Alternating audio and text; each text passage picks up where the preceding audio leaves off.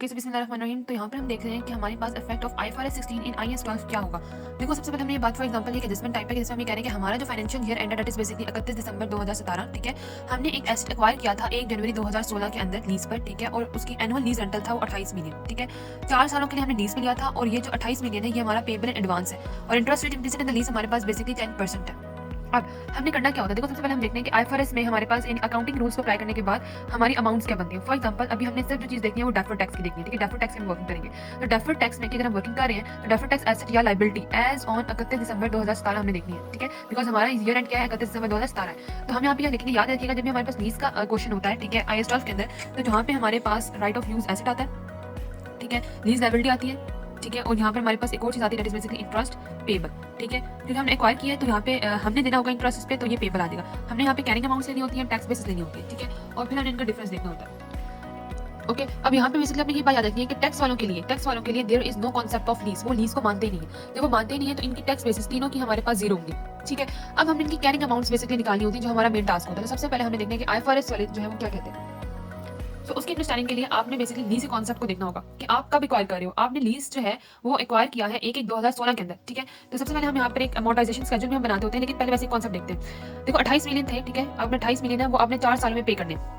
Sorry, यानी कि मतलब 4 सालों में पे, मतलब 4 साल, हर साल 28 मिलियन आपने पे करने और 4 सालों तक आपने पे करने, ठीक है। तो ये मतलब तकरीबन आपने 112 की अमाउंट करनी है। लेकिन हमने यहाँ पर क्या करना होता है, अमोर्टाइजेशन स्केड्यूल में जो बैलेंस हम लिखते हैं वो हमारे पास प्रेजेंट वैल्यू होती है। तो हम देखते हैं कि आज 28 मिलियन में मतलब जो हम पे करेंगे उसकी प्रेजेंट वैल्यू क्या बन सकती है। देखो, एक तो हमारे पास क्योंकि पेबल इन एडवांस है, तो जो हमारे पास रेंटल 1/1/2016 को हमारे पास पे होगा उस पर तो वो तो उसकी तो प्रेजेंट वैल्यू में कैलकुलेट करने की जरूरत नहीं है। डिस्काउंट करना है हमने, तो अगले इस 4 में से जो अगले 3 साल है, ठीक है, यानी कि 1/1/2017 में जो हमारा लीज रेंटल पे होगा, 1/1/2018 में हमारा लीज रेंटल पे होगा, और जो 1/1/2019 में हमारा लीज रेंटल पे होगा, इनको हमें डिस्काउंट करना है। क्योंकि ये जो 1/2016 तो ऑलरेडी प्रेजेंट वैल्यू है ना 28। तो फार्मूला बेसिकली क्या होता है डिस्काउंटिंग का, 28 यानी ये जो 2016 वाली अमाउंट है प्लस 28 इंटू 1 माइनस 1 प्लस 10%, ठीक है, इसकी पावर -3 डिवाइडेड बाई 0.10 यानी बेसिकली 10%। बेसिकली फार्मूला क्या है इसका, R plus R into 1 minus 1 plus यहाँ पे ये नहीं आता rate minus N divided by R, ठीक है। तो ये हमारे पास बेसिकली डिस्काउंटिंग का फार्मूला होता है। जब आप इसे कैलकुलेटर में सॉल्व करोगे तो इसकी प्रेजेंट वैल्यू आज की तारीख में क्या आ जाएगी, 98 आ जाएगी।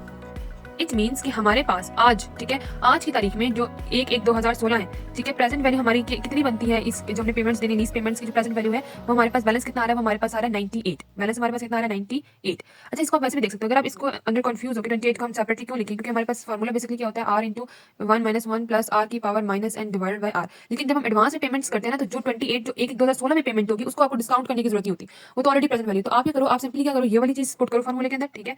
3 सालों की डिस्काउंटिंग की आज की प्रेजेंट वैल्यू निकाल लो और 28 में ऐड कर दो। So you can also do like this, ठीक है। ओके, अभी हमने इसकी प्रेजेंट वैल्यू निकाली 98। अब हमारे पास हुआ क्या कि 1/1/2016 के अंदर ही, ठीक है, जब ये लीज स्टार्ट हुआ तो आपने लीज पेमेंट सबसे पहले की है कितने की, लीज रेंटल जो आपने पे किया रेंटल वो कितने का किया आपने, 28 मिलियन का, ठीक हो गया। अब आपने इसमें से देखना है कि प्रिंसिपल अमाउंट कितनी थी, इंटरेस्ट कितना था। देखो 28 मिलियन जब आप पे करोगे तो अभी 1/2016 के अंदर खड़े हुए, अभी आपने लीज आज एक्वायर किया है, ठीक है, तो आज ही अगर आप देखोगे तो इसमें इंटरेस्ट कोई भी नहीं होगा, इसमें इंटरेस्ट कोई नहीं होगा। ये जो 28 है ये सारी की सारी प्रिंसिपल अमाउंट पे होगी और आपका बैलेंस 70 आ जाएगा। अच्छा, इसमें इंटरेस्ट क्यों कुछ नहीं होगा, क्योंकि 1/2016 है, अभी हमने लीज एक्वायर किया, अभी इस पे इंटरेस्ट चार्ज नहीं होगा। 31 दिसंबर 2016 यानी ईयर एंड पर हमारे पास पूरे साल का इंटरेस्ट हो जाएगा, लेकिन वो इंटरेस्ट पेबल होगा। 31 दिसंबर 2016 की जो फाइनेंशियल स्टेटमेंट्स होंगे उसमें ये इंटरेस्ट पेबल के नाम से आ रहा होगा, क्योंकि ये जो इंटरेस्ट पेबल है वो इसलिए पेबल है क्योंकि ये अगले साल यानी 1/2017 में जाके पे होगा। डन। अच्छा, एनीवेज अभी हमारे पास एक चीज ये होगी, अब हमने देखना है कि 1/1/2017 में क्या होगा। बैलेंस हमारे पास कितना था, 70, इसमें से लीज रेंटल अगले साल कितना पे हो जाएगा, 28। अब आपने ये चेक करना है कि इस 28 के अंदर कितना आपके पास इंटरेस्ट की अमाउंट है और कितनी आपके पास प्रिंसिपल की अमाउंट है।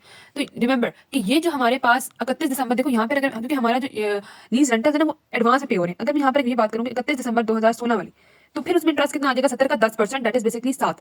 लेकिन 31 दिसंबर 2017-16 वाली हमें कोई इस तरह से बनानी नहीं, क्योंकि हमारा हम देख रहे हैं 1 जनवरी के लिहाज से, ठीक है। तो 1/1/2017 के अंदर ये जो 7 हमारे पास हुआ होगा इस दर पेबल, तो यहाँ पर बेसिकली 1/1/2017 में जब आपने पेमेंट की 28 की, तो इस 28 में से आपने ये कहना है कि इस 28 में से जो 7 है वो आपका इंटरेस्ट है और 21 जो है ये आपकी प्रिंसिपल अमाउंट है, ठीक है।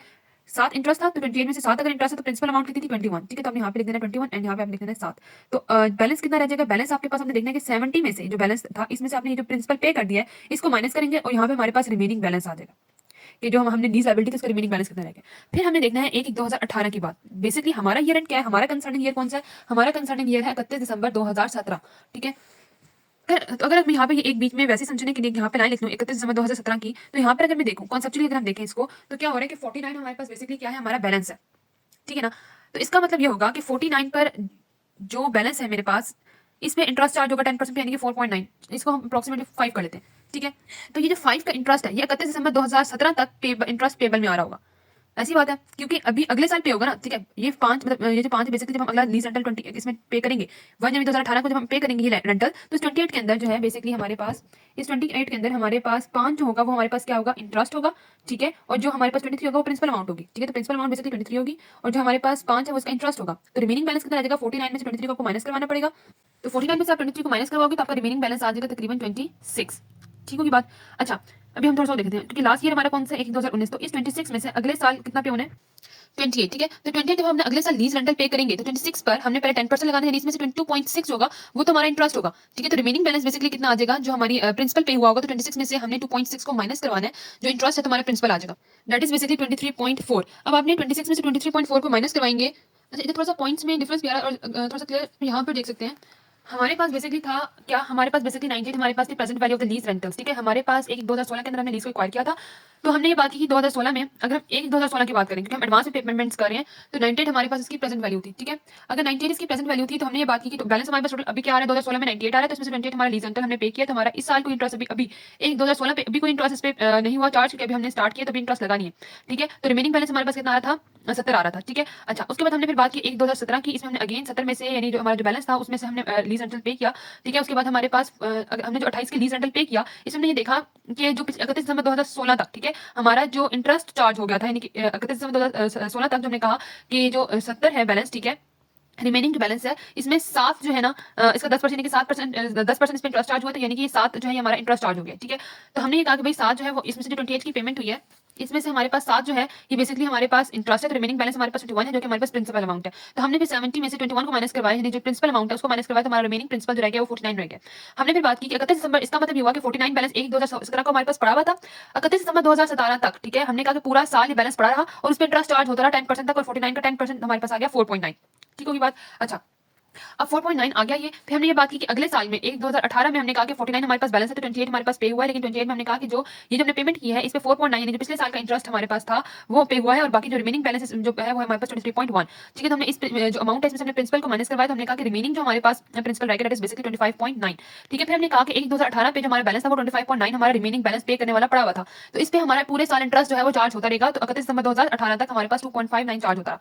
फिर एक 2019 में हमने क्या बात की कि 25.9 हमारे पास बैलेंस था, 28 हमने पेमेंट की, लेकिन इस 25.9 का 10% जब हमने बात की थी 2.59, तो वो हमने कहा कि ये इंटरेस्ट है, तो हमने इसमें से 25.9 में से 2.59 को माइनस किया, तो हमारा रिमेनिंग बैलेंस आ गया 25.41, सॉरी जो हमारे पास 28 हमने लीज रेंटल पे किया, ठीक है। इसमें से जब हमने 25 जो हमारे पास आया 2.59, ठीक है, 28 में से 2.59 इंटरेस्ट था और जो बाकी रिमेनिंग जो है वो हमारे पास प्रिंसिपल पे हुआ, तो हमने कहा जो रिमेनिंग हमारे पास बैलेंस कितना था 25.9, उनमें से हमने कहा कि 25.41 हमने प्रिंसिपल पे कर दिया, तो तकरीबन 0.4 यानी कि तकरीबन लीज खत्म हो चुकी है, ठीक है। 0.4 इज इक्वल टू कॉरस्पॉन्डिंगली 0 यानी कि 4 साल की लीज थी और यहाँ पर खत्म होगी। अब यहाँ पे हमने ये सारा कुछ नहीं करना था, हमने बेसिकली देखना था कि 31 दिसंबर 2017 पे यानी कि इस जगह पर आके 31 दिसंबर 2017 पे हमारे पास क्या चीजें आनी चाहिए, ठीक है। तो हमने ये देखा कि 31 दिसंबर 2017 तक हमारे पास जो इंटरेस्ट पेबल है जो कि अगले साल पे हुआ, ठीक है, एक 2018 में पे हुआ 28, जिसमें से 5 जो था वो हमारे पास इंटरेस्ट पेबल था और 23 हमारे पास प्रिंसिपल था, तो क्योंकि वो एक 2018 में पे हुआ है तो इसलिए 31 दिसंबर 2017 पे ये इंटरेस्ट पेबल के नाम से आ रहा होगा, ठीक है, क्योंकि ये एक्रू तो हो चुका था पूरे साल, ठीक है, पूरा साल तो गुजर चुका था, अब पे नहीं किया आपने, इसका मतलब इस साल के एंड पे ये 5 पेबल में आ रहा होगा इंटरेस्ट पेबल, तो हमने इंटरेस्ट पेबल में लिख दिया 5। अब अगली बात करंट जो लीज लायबिलिटी हमारे पास बैलेंस शीट में आ रही होगी वो कितने से आ रही होगी, तो वो लीज लायबिलिटी में हमारे पास दोनों चीजें जब हम आईएएस 12 में क्वेश्चन करते हैं ना तो लीज लायबिलिटी में हम करंट लायबिलिटी और नॉन करंट लायबिलिटी को इकट्ठा करके शो करवा देते हैं, तो करंट लायबिलिटी इसमें से कितनी होगी, देखो हम खड़े में 31 दिसंबर 2017 के अंदर, ठीक है। तो हमने ये देखना है कि अगले साल क्या कितना पे हो जाएगा और फिर वो करंट लायबिलिटी होगी और जो बाद में जो रिमेनिंग नॉन करंट लायबिलिटी होगी, ठीक है। तो हम जब 31 दिसंबर 2017 में खड़े में तो अगले साल यानी कि जो एक 2018 में जो पे हो रहा है प्रिंसिपल वो कितना पे हो रहा है 23.1, ठीक है। तो ये आ जाएगा विद इन 1 ईयर जो पे हो रहा है वो कितना 23.1। बेसिकली यहाँ पे जो हम देख रहे होते हैं ना लीज लायबिलिटी में, तो हम वो ये नहीं देख रहे होते कि इंटरेस्ट वगैरह, हम सिर्फ प्रिंसिपल्स को फोकस कर रहे होते हैं, ठीक है। इस तरह जो हमारा बैलेंस रहता है वो भी सिर्फ प्रिंसिपल्स को देखते हैं हम कि 28 पे हो रहा है 23.1 हमारे पास प्रिंसिपल भी पे हो गया तो रिमेनिंग प्रिंसिपल 25.9 है, इस तरह से बात होती है। इसका जो हम लीज लायबिलिटी को देखते हैं तो lease liability current liability plus non current liability दोनों को इकट्ठा करके आईएएस 12 के क्वेश्चंस में हम करते हैं। तो हमने ये बात करनी है कि जो विद इन 1 ईयर पे हो रहा है इसमें इधर खड़े होते होते विद इन 1 ईयर कितना प्रिंसिपल रीपे हो रहा है 23.1, ठीक है। ये आ जाएगी करंट लायबिलिटी और बाकी 49 में से आपने 23.1 को माइनस करवा देना है, तो वो कितना रहता है 25.9। तो ये जो मोर देन 1 ईयर बाद में एक साल के से ज्यादा जो बाकी सालों में पे होना है वो कितना हमारे पास 25.9, तो आपने इन दोनों को ऐड कर लेना है, ठीक है। तो वो तकरीबन आपके पास बन जाएगा 49, ठीक है, राउंड अबाउट करके 23 प्लस 26 कर लें, अगर हम इसको फिगर करें तो 49 अप्रोक्सीमेटली बनता है। तो ये हमारी आ जाएगी लीज लायबिलिटी 49 से। और राइट ऑफ यूज एसेट कितने से आएगा, देखो 31 दिसंबर 2017 में हमने खड़े होकर देखना कि हमारा राइट ऑफ यूज एसेट कितना है। बेसिकली अगर हम देखें तो 98 हमारे पास था क्या, 98 हमारे पास थी प्रेजेंट वैल्यू, ठीक है, हमारे पास लीज हमारी प्रेजेंट वैल्यू थी लीज लायबिलिटी की। अब हमने 98 में माइनस करवाई, ये हमारे पास क्या है एसेट की। आप फॉर एग्जांपल क्योंकि राइट ऑफ यूज एसेट ही होता है, ठीक है, तो ये हमारे पास एसेट की कॉस्ट है, माइनस हम करवाएंगे 98 डिवाइडेड बाय लीज।